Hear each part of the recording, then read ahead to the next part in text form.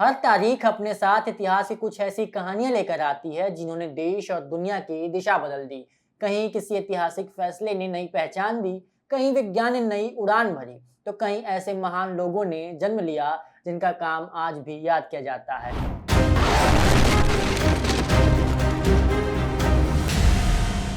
नमस्कार, मैं हूं पुष्पेश राय और आप देख रहे हैं भोले भारत का खास शो आज का इतिहास।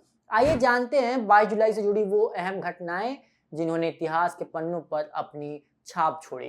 22 जुलाई 1947 आजादी से सिर्फ 24 दिन पहले का वो ऐतिहासिक दिन जब संविधान सभा ने भारत के तिरंगे को देश के राष्ट्रीय ध्वज के रूप में अपनाया। इस तिरंगे का मूल डिजाइन आंध्र प्रदेश के स्वतंत्रता सेनानी पिंगली वेंकैया ने तैयार किया था। बाद में इसमें अशोक चक्र को शामिल किया गया। केसरिया रंग साहस और त्याग का प्रतीक बना, सफेद रंग सत्य और शांति का, हरा रंग समृद्धि का और बीच में बना 24 तिल्लियों वाला अशोक चक्र देश की निरंतर प्रगति और न्याय का संदेश देता है।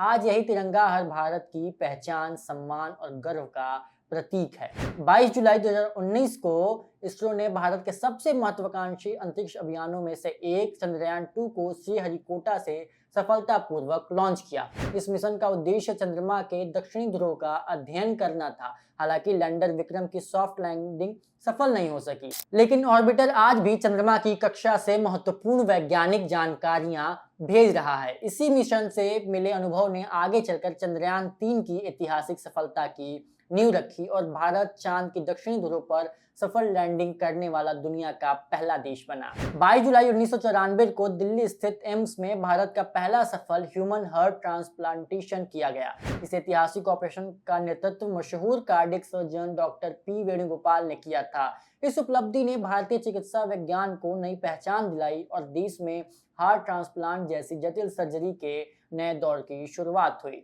22 जुलाई 1959 को महाराष्ट्र की राजनीति के सबसे प्रभावशाली नेताओं में से एक अजीत अनंतराव पवार का जन्म हुआ। उन्हें लोग प्यार से दादा भी कहते हैं। वे राष्ट्रवादी कांग्रेस पार्टी एनसीपी के प्रमुख नेताओं में रहे और कई बार महाराष्ट्र के उप मुख्यमंत्री बनने का रिकॉर्ड भी उनके नाम है। वित्त, सिंचाई, ऊर्जा और योजना जैसे अहम विभाग संभाल चुके अजीत पवार अपनी तेज फैसले लेने की शैली और प्रशासनिक पकड़ के लिए जाने जाते थे।